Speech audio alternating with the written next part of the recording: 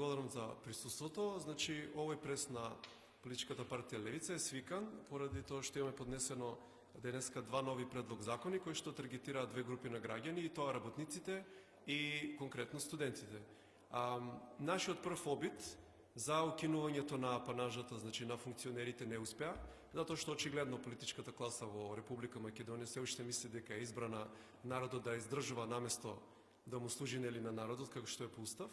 И сега ова е еден вид на втор обид, ако веќе не можеме да укинеме, тогаш да ги изедначиме условите со условите кои што се за добивање на апанажа на обичниот работник. Значи, именно имаше околу 10, во последниот закон има околу 10 таксативно наведени услови кои што мора сите да се исполнат за да обичен работник добие апанажа, било каков надомест, значи после добивање на отказ која е без работа.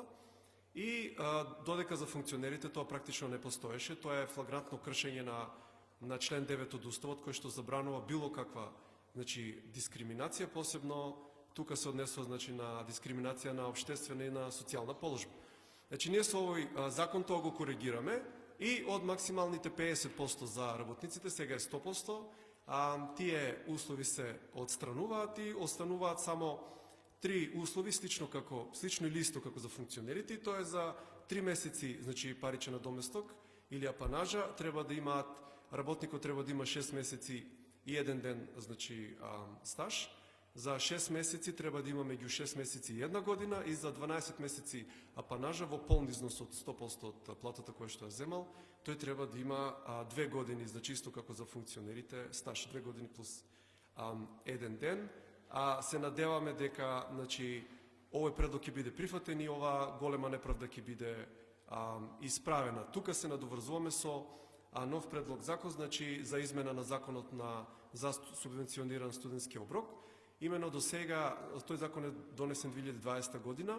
Мислиме дека треба да се коригира затоа што од тогаш кризата се продлабочи, посебно нели ковид кризата, сега имаме економска криза, ситуацијата во Украина со санкциите, цената на храната расте. Значи, во таква една ситуација студентите моментално добиваат точно 120 денари дневно, освен за време на празници и на работни денови. И тоа е некаде еднакво прилика околу 2400 денари, значи месечно. Со нашата измена тоа се покачува за 30 денари, сега ќе добиваат 150 денари, значи дневно, и од прилика 3000 месечно.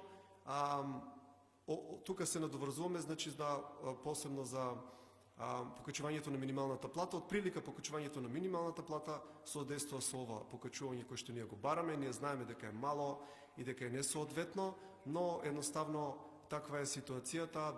Поголемо покачување мислиме дека ќе биде одбиено од власта, ова се надеваме дека ќе биде прифатено и секако отворени сме и понатаму да овој закон, значи, да претрпи измени и тој износ да се зголеми.